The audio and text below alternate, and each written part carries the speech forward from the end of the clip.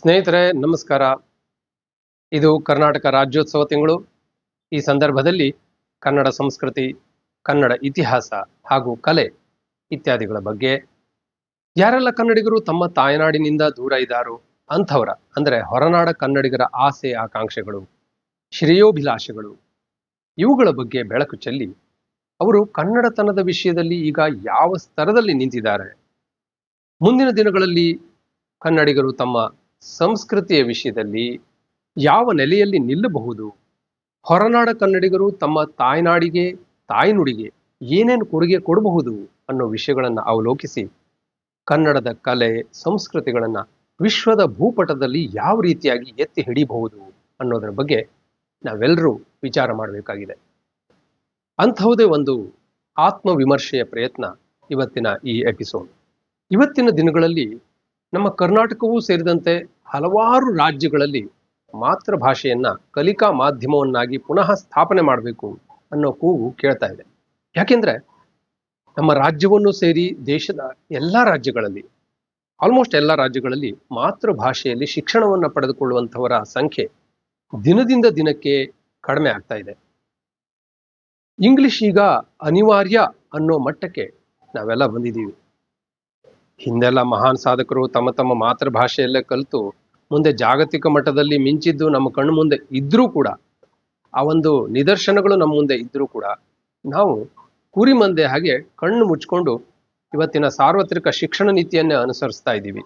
ಒಮ್ಮೆ ಅನ ಕೃಷ್ಣರಾವ್ ಅವರು, ಅನಕರು ಖ್ಯಾತ ಸಾಹಿತಿ, ಅವರು ಭಾಷಣದಲ್ಲಿ ಹೇಳಿದ್ರು, ಮಾತೃಭಾಷೆಯಲ್ಲಿ ಪ್ರಭುತ್ವವನ್ನು ಸಾಧಿಸಿದ್ರೆ ಇಂಗ್ಲಿಷ್ನಲ್ಲೂ ಪ್ರಭುತ್ವ ಸಾಧಿಸಬಹುದು ಅಂತ. ಆದರೆ ಸರ್ಕಾರಿ ಶಾಲೆಗಳನ್ನೇ ಅಸಡ್ಡೆ ಮಾಡ್ತಾ ಇರೋ ಪ್ರಭುಗಳಿಗೂ, ಖಾಸಗಿ ಶಾಲೆಗಳ ಆಕರ್ಷಣೆಗೆ ಒಳಗಾಗಿರುವಂತಹ ನಮ್ಮಂತಹ ಪ್ರಜೆಗಳಿಗೂ ಯಾವುದರ ಮೇಲೂ ಪ್ರಭುತ್ವ ಬೇಕಾಗಿಲ್ಲ. ನಮಗ್ ಬೇಕಾಗಿರೋದು ನೆಮ್ಮದಿಯಾಗಿರೋಕೆ ಒಂದು ನೌಕರಿ, ಬಾಕಿ ಏನಾದರೂ ಹಾಕೊಂಡು ಹೋಗ್ಲಿ, ಇದೆ ಅಲ್ವಾ? ಹೀಗಿರುವಾಗ ಇಂಗ್ಲಿಷ್ ಶಿಕ್ಷಣವನ್ನ ಪಡ್ಕೊಂಡು ಉದ್ಯೋಗಕ್ಕಾಗಿ ರಾಜ್ಯದಿಂದ ಹೊರಗೆ ಹೋಗುವಂತಹ ನಮ್ಮ ಮಕ್ಕಳು ತಾವು ನೆಲೆ ನಿಂತಹ ಸ್ಥಳಗಳಲ್ಲಿ ಕನ್ನಡತನವನ್ನ ಯಾವ ರೀತಿಯಾಗಿ ಉಳಿಸ್ಕೊಂಡು ಹೋಗಬಹುದು, ಬೆಳೆಸ್ಕೊಂಡು ಹೋಗಬಹುದು ಅನ್ನೋದನ್ನ ಯೋಚನೆ ಮಾಡಿದ್ರೆ ಒಂದು ರೀತಿಯಲ್ಲಿ ಭ್ರಮ ನಿರಸನ ಆಗುತ್ತೆ. ಶಿಕ್ಷಣವನ್ನ ಇಂಗ್ಲಿಷ್ ಮಾಧ್ಯಮದಲ್ಲಿ ಪಡೆದ ಕಾರಣ ಅವರಲ್ಲಿ ಕನ್ನಡ ಅಭಿಮಾನ ಅಷ್ಟೊಂದು ಇಲ್ಲದೆ ಇರೋದು ಸಹಜ. ಯಾಕೆಂದ್ರೆ ಕನ್ನಡದಲ್ಲಿ ಅವರು ಕೇವಲ ಮಾತಾಡ್ತಾರೆ ಅಷ್ಟೇ ಹೊರತು ಅವರಿಗೆ ಕನ್ನಡ ಸಾಹಿತ್ಯದ ಕುರಿತಾಗ್ಲಿ, ಕನ್ನಡ ನೆಲದಲ್ಲಿ ಆಗಿ ಹೋದಂತಹ ಮಹಾಪುರುಷರ ಬಗೆಗಾಗ್ಲಿ ಪರಿಚಯ ಇರೋದಿಲ್ಲ. ಅಂಥವರು ರಾಜ್ಯದಿಂದ ಹೊರಗಡೆ ಹೋದಾಗ ಕನ್ನಡದ ಅಭಿಮಾನವನ್ನ ಯಾವ ರೀತಿ ವ್ಯಕ್ತಪಡಿಸಬಹುದು? ಈಗಂತೂ ತಾವು ಮಾಡುವಂತಹ 12-14 ಗಂಟೆಗಳ ಕಾರ್ಪೊರೇಟ್ ಜಾಬ್ಸ್ನಿಂದನೇ ಸುಸ್ತಾಗಿ ಬೇರೆ ಯಾವುದೇ ಸಾಮಾಜಿಕ ಕಾರ್ಯಗಳಲ್ಲೂ ತೊಡಗಿಸಿಕೊಳ್ಳೋದಕ್ಕೂ ಅವರಿಗೆ ಟೈಮ್ ಸಿಗಲ್ಲ. ಹೆಚ್ಚು ಅಂದ್ರೆ ಈಗ ಮೊನ್ನೆ ಬಂತಲ್ಲ ಕಾಂತಾರದಂತಹ ಹಿಟ್ ಫಿಲ್ಮ್ ನೋಡ್ಬೋದು ಅವರು, ಅಷ್ಟಕ್ಕೆ ಕನ್ನಡ ಸೀಮಿತ ಅವರಿಗೆ. ಅಂಥವರಿಗೆ ಮತ್ತು ಹೊಸ ಭಾಷೆ ಕಲಿಯುವ ಆಸಕ್ತಿ ಇರೋರಿಗಾಗಿ ಕೆಲವು ಕನ್ನಡ ಸಂಘಗಳು ಕನ್ನಡ ಕಲಿಕಾ ಕೇಂದ್ರಗಳನ್ನ ಶುರು ಮಾಡಿ ತುಂಬಾ ಒಳ್ಳೆ ಕೆಲಸ ಮಾಡ್ತಾ ಇವೆ. ಅಂಥ ಕೇಂದ್ರಗಳಲ್ಲಿ ಆ ಹೈಲಿ ಎಜುಕೇಟೆಡ್ ಜನ ಎಷ್ಟರ ಮಟ್ಟಿಗೆ ಬಂದು ಕಲ್ತ್ಕೋತಾರೋ ಆ ದೇವರೇ ಬಲ್ಲ. ಆದರೂ ಅಂಥ ಒಂದು ಪ್ರಯತ್ನ ಶ್ಲಾಘನೀಯ, ಮಾಡಲೇಬೇಕು.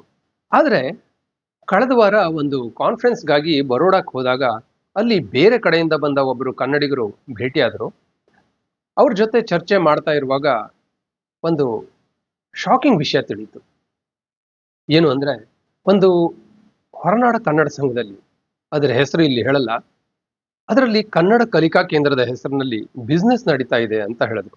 ಕನ್ನಡ ಮಾತಾಡಬಲ್ಲ ಕರ್ನಾಟಕದ ಮೂಲ ನಿವಾಸಿಗಳಾದವರಿಗೆ ಆ ಸಂಘದಲ್ಲಿ ಆಜೀವ ಸದಸ್ಯತ್ವ ನೀಡೋ ಬಗ್ಗೆ ಅದೇ ಸಂಘದ ಬೈಲಾದಲ್ಲಿರುವ ನಿಯಮವನ್ನ ತಿರುಚಿ ಕೆಲವು ಪದಾಧಿಕಾರಿಗಳು ಚುನಾವಣೆಯಲ್ಲಿ ತಮ್ಮ ವೋಟ್ ಬ್ಯಾಂಕ್ ಮಾಡ್ಕೊಳ್ಳೋ ಹುನ್ನಾರದಲ್ಲಿ ಆ ಊರಿನ ಕೊಳಗೇರಿಯಲ್ಲಿ ವಾಸವಾಗಿರುವಂತಹ ಅನ್ಯ ಭಾಷಿಕರಿಗೆ ಕನ್ನಡವನ್ನ ಕಲಿಸಿ ಅವರಿಗೂ ಕನ್ನಡ ಸಂಘದ ಆಜೀವ ಸದಸ್ಯತ್ವ ನೀಡುವಂತಹ ಅಭಿಯಾನವನ್ನ ಕದ್ದು ಮುಚ್ಚಿ ಮಾಡ್ತಾ ಇದ್ದಾರಂತೆ.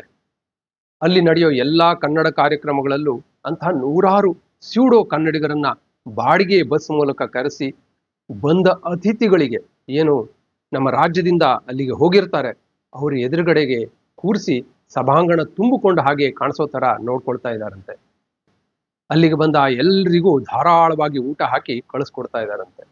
ಸೌತ್ ಇಂಡಿಯನ್ ಊಟ ಅಂದ್ರೆ ಜೀವ ಬಿಡೋ ಆ ಜನರು ಈ ಪದಾಧಿಕಾರಿಗಳು ಕೊಡೋ ಊಟಕ್ಕೆ ಪ್ರತಿಯಾಗಿ ಸಂಘದ ಚುನಾವಣೆಗಳಲ್ಲಿ ವೋಟ್ ಕೊಡೋದಂತೂ ಗ್ಯಾರಂಟಿ.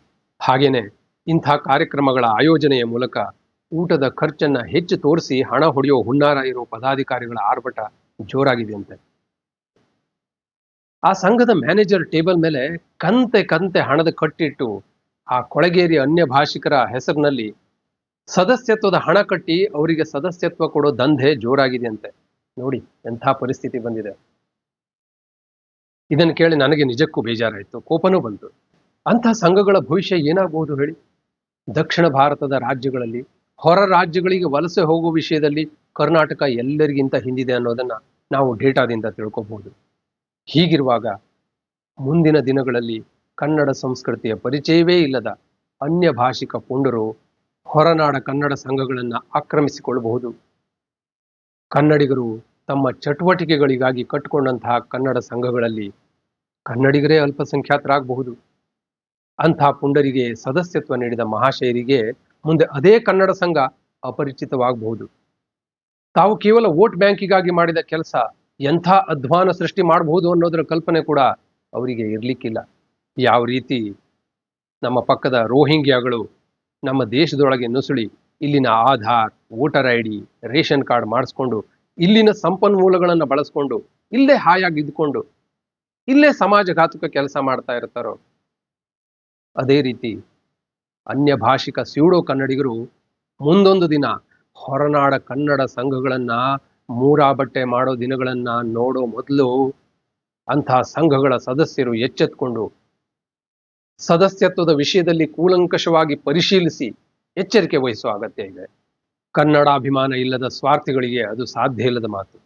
ಹೀಗಾಗಿ ಯಾರೆಲ್ಲ ತಾಯಿ ಕಾವೇರಿ, ಕೃಷ್ಣೆ, ಭೀಮೆ, ಶರಾವತಿ, ಅರ್ಕಾವತಿ ನೀರು ಕುಡಿದಿದ್ದಾರೋ, ಯಾರ ಅಪ್ಪ ಅಮ್ಮನ ತಾಯ್ನುಡಿ ಕನ್ನಡವು, ಯಾರಿಗೆ ಕನ್ನಡ ಭಾಷೆ ಬಗ್ಗೆ ಅಭಿಮಾನ ಇದೆಯೋ ಅವರೆಲ್ಲ ಜಾಗೃತ ಆಗಲೇಬೇಕು.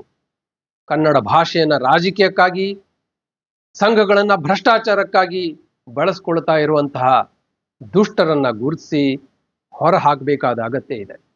ಆ ಜಲಧಿಯನೆ ಜಿಗಿದ ಹನುಮನುದಿಸಿದ ನಾಡು ನಮ್ದು, ರಾಜನ್ಯರಿಪು ಪರಶುರಾಮ ನಮ್ಮನ ನಾಡು ನಮ್ದು ಕಣ್ರಿ. ಕದಂಬ, ಚಾಲುಕ್ಯ, ರಾಷ್ಟ್ರಕೂಟ, ಗಂಗ, ಹೊಯ್ಸಳ, ಹಕ್ಕ, ಬುಕ್ಕ, ಮದಕರಿ ನಾಯಕ, ನಾಡಪ್ರಭು ಕೆಂಪೇಗೌಡ, ಮೈಸೂರು ಮಹಾರಾಜರುಗಳು, ಚೆನ್ನಮ್ಮ, ಅಬ್ಬಕ್ಕರು ಆಳದಂತ ನಾಡಿನವ್ರು ನಾವು. ನಮ್ಮ ಪರಂಪರೆ ಇತಿಹಾಸಗಳನ್ನ ತಾಯ್ನಾಡಿನಿಂದ ಹೊರಗಡೆ ಪಸರಿಸುವ ಹೊಣೆ ನಮ್ಮೆಲ್ಲರ ಮೇಲಿದೆ. ಅದರ ಅರಿವು ನಮ್ಮೆಲ್ಲರಿಗೂ ಇರಲಿ ಅಂತ ಆಶಿಸ್ತಾ ನಮಸ್ಕಾರ.